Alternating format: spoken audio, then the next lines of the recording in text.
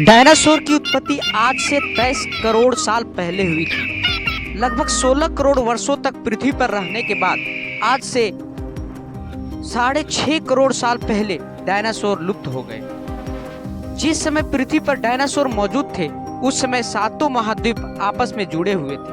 लगभग 20 करोड़ वर्ष पहले महाद्वीप एक दूसरे से अलग होने लगे, जिसके कारण डायनासोर धरती के सभी क्षेत्रों में फैल गए। यही कारण है कि अंटार्कटिका सहित पृथ्वी के हर महाद्वीप पर डायनासोर के जीवाश्म पाए गए हैं।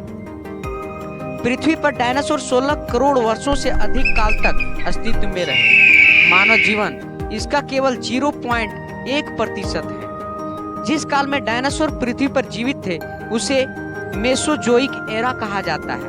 वैज्ञानिक मेसोजोइक एरा को 3 काल में विभाजित करते हैं: ट्रायसिक, जुरासिक और क्रिएटेशियस।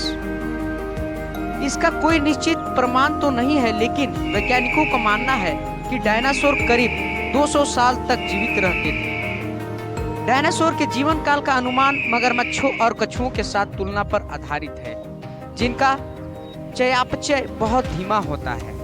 पहले छोटे आकार के डायनासोर अस्तित्व में आए, बाद में बड़े आकार के।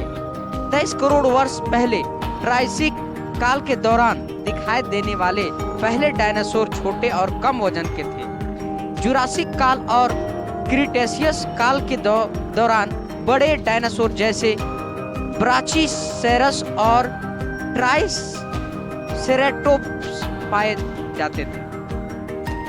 डायनासोर शब्द प्राचीन ग्रीक शब्द डायनोस और सेरोस से लिया गया है, जिसका अंग्रेजी में अर्थ क्रमशः टेरिबल और रिजार्ड यानी भयानक छिपकली होता है।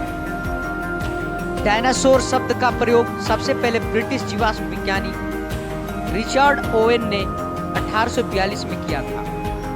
रिचर्ड ओवेन ने उस समय के 3 ज्ञात सरीसृप जैविक समूहों मेगालोसॉरस, लेगैंडोन और हैलासॉरस का अध्ययन किया और पाया कि इन 3 समूहों में पाए जाने वाले जानवरों में लगभग समान विशेषताएं हैं, जैसे कि अपने समय का सबसे बड़ा जानवर होना, जमीन पर रहना और अपने पैरों पर चलना आदि। इस वजह से रिचर्ड ओवेन ने इन सभी प्राणियों का एक सामान्य समूह बनाया जिसे डायनासोर कहा जाता था।